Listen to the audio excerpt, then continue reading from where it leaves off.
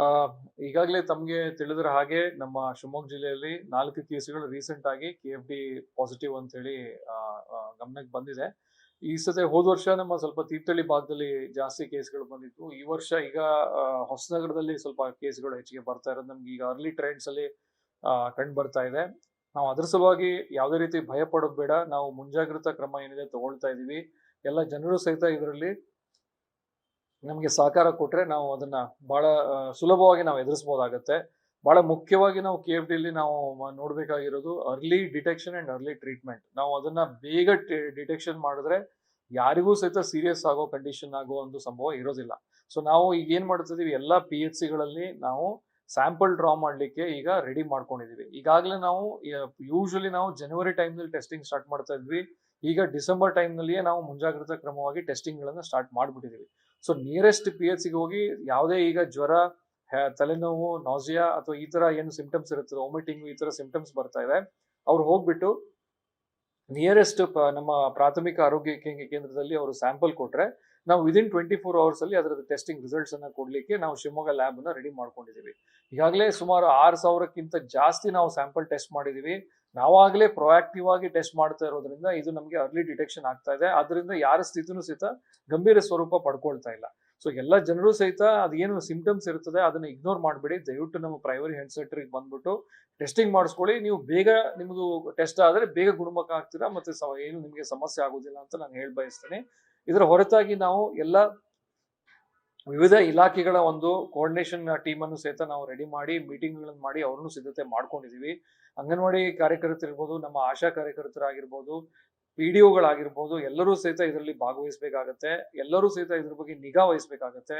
Awareness ಅನ್ನೋದು ಮುಖ್ಯ. ನಾವು ಈಗಾಗಲೇ ಸಾಕಷ್ಟು ಕಡೆ ಟಿಕ್ಸ್ ಅನ್ನ ಸರ್ವೆಲೆನ್ಸ್ ಅನ್ನು ಮಾಡ್ತಾ ಇದೀವಿ. ಅಂದ್ರೆ ಏನು ಈ ಟಿಕ್ಸ್ ಇಂದಾನೇ ಇದು KFD ಬರ್ತದೆ. ಬೇರೆ ಬೇರೆ ಭಾಗಗಳಿಗೆ ಹೋಗಿ ನಾವು ಟಿಕ್ಸ್ ಅನ್ನ ಕಲೆಕ್ಟ್ ಮಾಡ್ಕೊಂಡು ಅದರಲ್ಲಿ ವೈರಸ್ ಇದೆಯಾ ಅನ್ನೋದನ್ನು ನಾವು ಈಗಾಗಲೇ ಚೆಕ್ ಮಾಡ್ತಾ ಇದೀವಿ. ಎಲ್ಲಿ ಬರ್ತದೆ ಅಲ್ಲಿ ಜಾಸ್ತಿ ಇನ್ನೂ ಅಗ್ರೆಸಿವ್ ಆಗಿ ನಾವು ಪ್ರಿವೆನ್ಷನ್ ಆಕ್ಟಿವಿಟೀಸ್ ಅನ್ನು ಸಹಿತ ಮಾಡ್ಕೊಳ್ಳಿಕ್ಕೆ ಪ್ಲಾನ್ ಮಾಡ್ತಾ ಇದೀವಿ. ಫಾರೆಸ್ಟ್ ಡಿಪಾರ್ಟ್ಮೆಂಟ್ ಅವ್ರ ಜೊತೆ ಸಹಿತ ನಾವು ಯಾವುದೇ ಮಂಗಗಳ ಸಾವಾದ್ರಿ ಫಾರೆಸ್ಟ್ ಅಲ್ಲಿ ಅಥವಾ ಇತರ ಭಾಗಗಳಾದ್ರೆ ಇಮಿಡಿಯೇಟ್ಲಿ ಸ್ಯಾಂಪಲ್ ಡ್ರಾ ಮಾಡಿ ಅದನ್ನ ಚೆಕ್ ಮಾಡ್ಲಿಕ್ಕೆ ಹೇಳ್ತಾ ಇದೀವಿ. ಯಾವುದೇ ಇಷ್ಟು ದಿನ 100ಕ್ಕಿಂತ ಜಾಸ್ತಿ ಮಂಗಗಳನ್ನ ನಾವು ಸತ್ತಿರೋ ಮಂಗಗಳನ್ನ ನಾವು ಟೆಸ್ಟ್ ಮಾಡಿಸಿದ್ರು ಯಾವುದೋ ಇನ್ನೂ ಪಾಸಿಟಿವ್ ಆಗಿಲ್ಲ. ಸೊ ಆತಂಕ ಪಡೋ ಒಂದು ಅಗತ್ಯ ಇಲ್ಲ. ದಯವಿಟ್ಟು ಅರ್ಲಿ ಟೆಸ್ಟಿಂಗ್ ಮಾಡಿಸ್ಕೊಳ್ಳಿ, ಆದಷ್ಟು ಬೇಗ ಸೊಲ್ಯೂಷನ್ ಸಿಗುತ್ತೆ. ಎಲ್ಲಾ ತಾಲೂಕುಗಳಲ್ಲೂ ಡೆಡಿಕೇಟೆಡ್ 4ರಿಂದ 5 ಬೆಡ್ ಅನ್ನು ನಾವು ರಿಸರ್ವ್ ಮಾಡಿ ಇಟ್ಕೊಂಡಿದೀವಿ. KFD ಸಲುವಾಗಿ ಏನೇ ಸಮಸ್ಯೆ ಆದ್ರೂ ಸಹಿತ ಅರ್ಲಿ ಟ್ರೀಟ್ಮೆಂಟ್ ಆಗೋ ಹಾಗೆ ನಾವು ವ್ಯವಸ್ಥೆ ಮಾಡ್ತಾ ಇದೀವಿ. ಇದರಿಂದ ನಮಗೆ ಮತ್ತೆ ಎಲ್ಲಾ ಪ್ರೈಮರಿ ಹೆಲ್ತ್ ಸೆಂಟರ್ ಅಲ್ಲಿ ಡೆಪೋ ಆಯಿಲ್ ಅಂತ ಏನಿದೆ ಅದನ್ನು ಸಹಿತ ಶೇಖರಿಸಿದೀವಿ. ಯಾರೇ ತೋಟಕ್ಕೆ ಹೋಗ್ತಿರ್ತೀರಾ ಅದನ್ನ ನೀವು ಆಯಿಲ್ ಹಚ್ಕೊಂಡು ಹೋದ್ರೆ ಕೇವಲ KFD ಇಂದ ಅಷ್ಟೇ ಅಲ್ಲ, ಬೇರೆ ರೀತಿ ಸೊಳ್ಳೆಗಳಿಂದ ಕಚ್ಚೋದು ತಪ್ಪುತ್ತದೆ, ಮಲೇರಿಯಾ ಮತ್ತು ಇತರ ರೋಗ ಬರೋದು ತಪ್ಪುತ್ತೆ.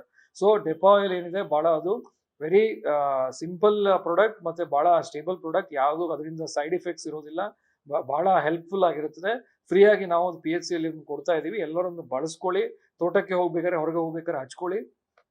ಇದರಿಂದ KFD ಇಂದ ತಾವು ದೂರ ಅಂದ್ರೆ ಆಗದೆ ಇರ್ಲಿಕ್ಕೆ ತಾವು ಕ್ರಮ ತೆಗೆದುಕೊಳ್ಬಹುದಾಗುತ್ತೆ.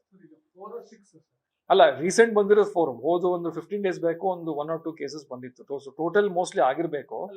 ನನಗೆ ಕನ್ಫರ್ಮ್ ಕೇಸಸ್ ನಂಬರ್ಸ್ ಅಲ್ಲ ಇರ್ಬೋದು. ಹಂಗಾರೆ ನಾವು ನಿನ್ನೆ ತನಕ ನಂಗೆ ಇರ್ಲಿಲ್ಲ.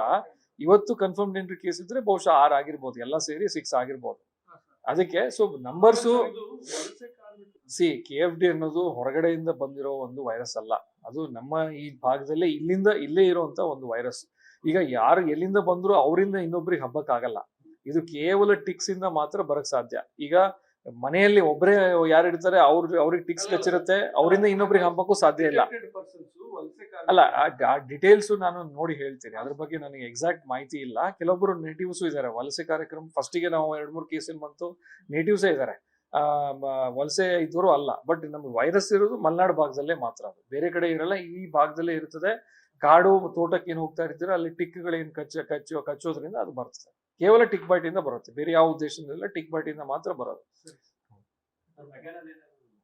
ಅಲ್ಲ, ಮೆಗನ್ನಲ್ಲೂ ಎಲ್ಲ ನಮಗೆ ಫೆಸಿಲಿಟೀಸ್ ಇದೆ. ನಮ್ದು ಉದ್ದೇಶ ಏನು, ಆಯಾ ತಾಲೂಕುಗಳಲ್ಲಿ ಅದು ಟ್ರೀಟ್ಮೆಂಟ್ ಬಹಳ ಸುಲಭ. ಈಗ ಏನಾದ್ರು ಅರ್ಲಿ ಡಿಟೆಕ್ಷನ್ ಆದ್ರೆ ಅದಕ್ಕೆ ಏನು ಭಾಳ ಏನು ಸಮಸ್ಯೆ ಇಲ್ಲ. ಈ ಸಿಂಪಲ್ ಟ್ರೀಟ್ಮೆಂಟು ಭಾಳ ಈಸಿಯಾಗಿ ಅದನ್ನ ಟ್ರೀಟ್ಮೆಂಟ್ ಮಾಡ್ಬೋದು.